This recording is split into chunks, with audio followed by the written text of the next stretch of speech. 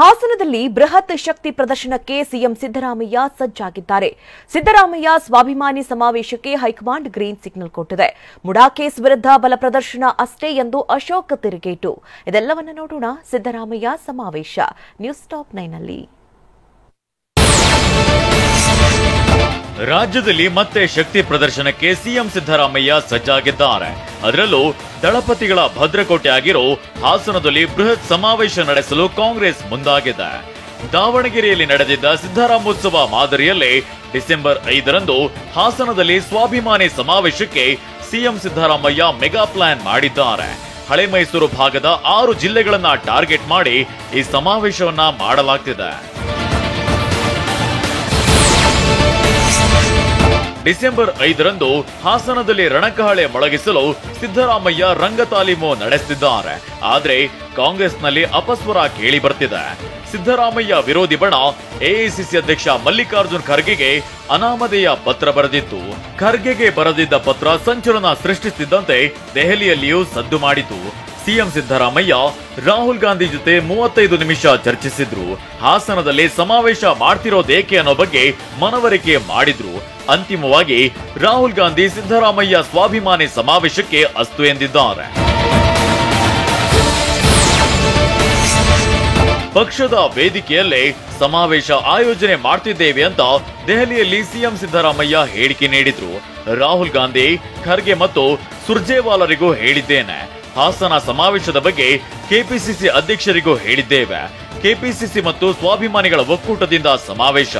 ರಾಜ್ಯ ಕಾಂಗ್ರೆಸ್ ಉಸ್ತುವಾರಿ ರಣದೀಪ್ ಸುರ್ಜೇವಾಲಾ, ಕೆಪಿಸಿಸಿ ಅಧ್ಯಕ್ಷ ಡಿಕೆ ಶಿವಕುಮಾರ್ಗೆ ಆಹ್ವಾನ ಕೊಟ್ಟಿದ್ದೇವೆ ಅಂತ ಮುಖ್ಯಮಂತ್ರಿ ಸಿದ್ದರಾಮಯ್ಯ ಸ್ಪಷ್ಟಪಡಿಸಿದ್ರು. ಹಾಸನ ಸಮಾವೇಶ ವಿರುದ್ಧ ಎಐಸಿಸಿ ನಾಯಕರಿಗೆ ಪತ್ರದ ಬಗ್ಗೆ ಡಿಸಿಎಂ ಡಿಕೆಶಿ ಪ್ರತಿಕ್ರಿಯಿಸಿದ್ರು. ಯಾವ ಪತ್ರದ ಬಗ್ಗೆಯೂ ನನಗೆ ಮಾಹಿತಿ ಇಲ್ಲ. ಸಿಎಂ ಸಿದ್ದರಾಮಯ್ಯ ಕಾರ್ಯಕ್ರಮದ ಬಗ್ಗೆ ನನಗೆ ಮಾಹಿತಿ ನೀಡಿದ್ದಾರೆ.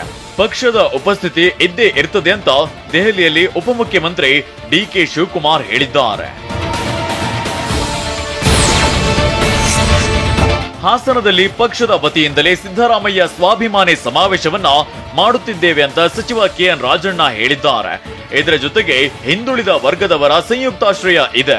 ಕಾಂಗ್ರೆಸ್ ಪಕ್ಷ ಪ್ರಥಮ, ಅನಂತರ ಹಿಂದುಳಿದ ವರ್ಗಗಳು, ತಳ ಸಮುದಾಯಗಳ ಸ್ವಾಭಿಮಾನಿ ವೇದಿಕೆ ಅಂತ ಕಾರ್ಯಕ್ರಮ ಆಯೋಜನೆಯನ್ನ ಮಾಡಲಾಗಿದೆ.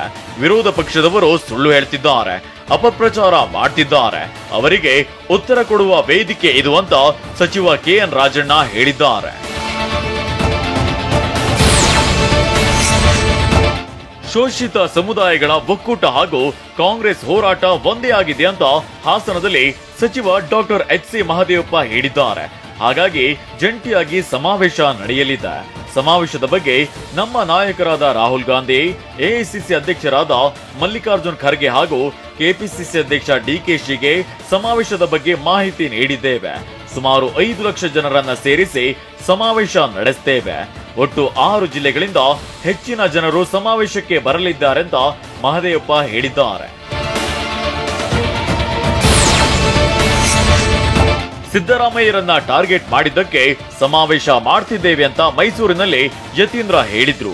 ಮೈಸೂರಿನಿಂದ ಹೆಚ್ಚಿನ ಸಂಖ್ಯೆಯಲ್ಲಿ ಸಮಾವೇಶದಲ್ಲಿ ಜನ ಭಾಗವಹಿಸುತ್ತಾರೆ. ಸಮಾವೇಶದ ಮೂಲಕ ವಿಪಕ್ಷಗಳ ಆರೋಪಕ್ಕೆ ಉತ್ತರ ಕೊಡಲಿದ್ದಾರೆ. ಹಾಸನದಲ್ಲಿ ಕಾಂಗ್ರೆಸ್ ಪಕ್ಷದಿಂದ ಸಮಾವೇಶ ಮಾಡಲಾಗ್ತಿದೆ. ಸ್ವಾಭಿಮಾನಿ ಸಮಾವೇಶಕ್ಕೆ ಪಕ್ಷದ ಸಂಪೂರ್ಣ ಒಪ್ಪಿಗೆ ಇದೆ. ಹೈಕಮಾಂಡ್ಗೆ ಯಾವುದೇ ಪತ್ರ ಬರದಿಲ್ಲ. ಈ ಬಗ್ಗೆ ಗೊತ್ತಿಲ್ಲ. ಇದು ಫೇಕ್ ಪತ್ರ ಇರಬೇಕು ಅಂತ ಯತೀಂದ್ರ ಸಿದ್ದರಾಮಯ್ಯ ಹೇಳಿದ್ದಾರೆ. ರಾಜ್ಯದ ವಿವಿಧ ಭಾಗದಲ್ಲೂ ಅಹಿಂದ ಸಮಾವೇಶ ಮಾಡಲಾಗ್ತದೆ.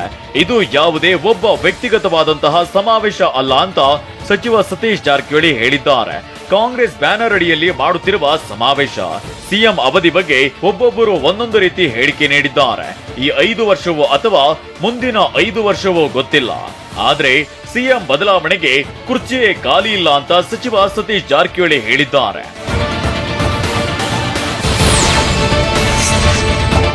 ಮುಡಾ ಕೇಸ್ ವಿರುದ್ಧ ಬಲ ಪ್ರದರ್ಶನ ಅಷ್ಟೇ ಅಂತ ಸಿದ್ದರಾಮಯ್ಯ ಸಮಾವೇಶಕ್ಕೆ ವಿಪಕ್ಷ ನಾಯಕ ಆರ್ ಅಶೋಕ್ ಟಾಂಗ್ ಕೊಟ್ಟಿದ್ದಾರೆ.